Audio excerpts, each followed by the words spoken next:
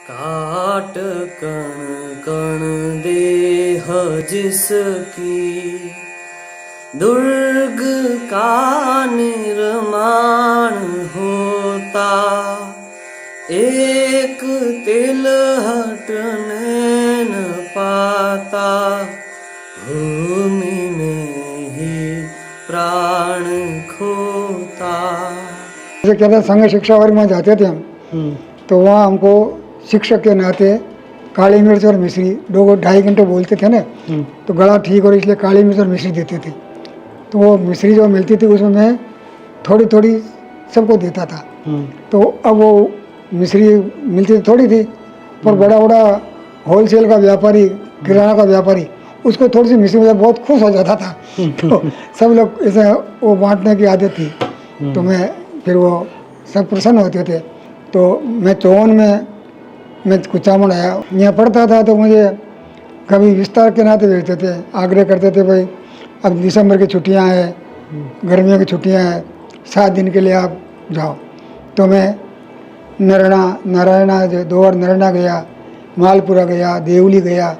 जब छुट्टियों में मैं विस्तार जाता था। उसमें कॉलेज में आया तो मैंने कॉलेज विद्यार्थी कार्यक्रम में बापूराव जी मोगे आए थे, वो भी प्रमुख थे। उन्होंने कहा कि पढ़ाई के बाद कौन कौन संघ का कार्य करने के लिए है मन की इच्छा, तो मैंने हाथ खड़ा कर दिया। तो मेरे को इस प्रकार धीरे धीरे ब्रह्मदेव जी ने आग्रह किया। मोहन जी जोशी थे हमारे नगर प्रचारक, तो इस प्रकार से सबके आग्रह से फिर जब मैं गया था गुवाहाटी, भाई साहब ने मुझे बुला लिया था।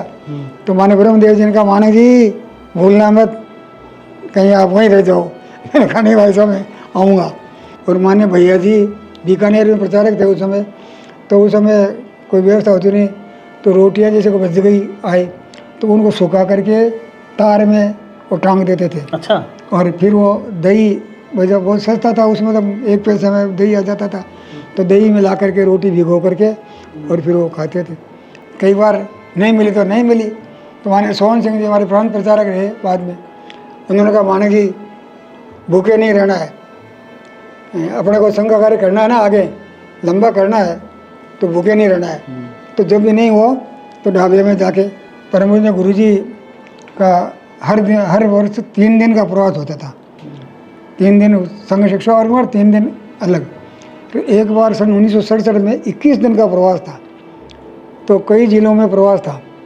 तो मैं 66 में टोंक में गया, और दूसरे साल 67 में गुरु जी का कार्यक्रम मिल गया।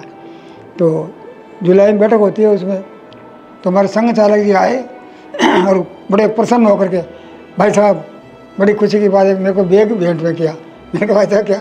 अरे परम पूज्य गुरु जी का कार्यक्रम मिल गया है 11 सितंबर को।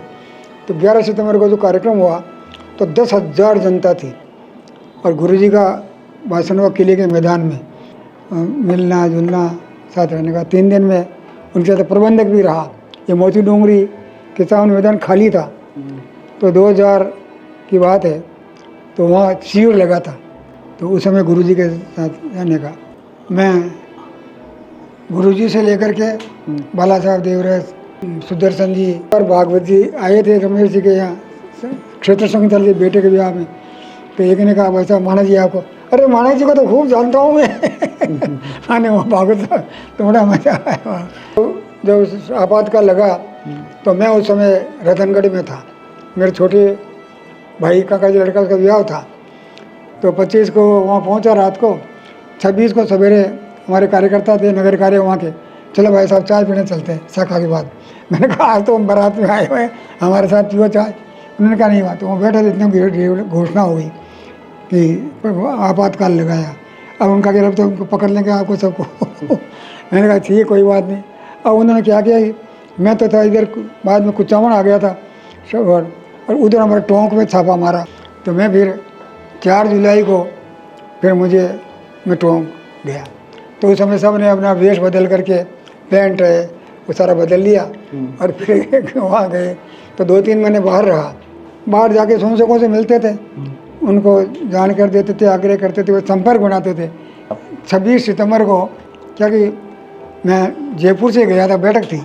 बैठक के बाद में वो उस समय पुलिस जो है वो नया कलेक्टर आया था, तो उन्होंने कहा जल्दी से जल्दी पकड़ो प्रचारकों को।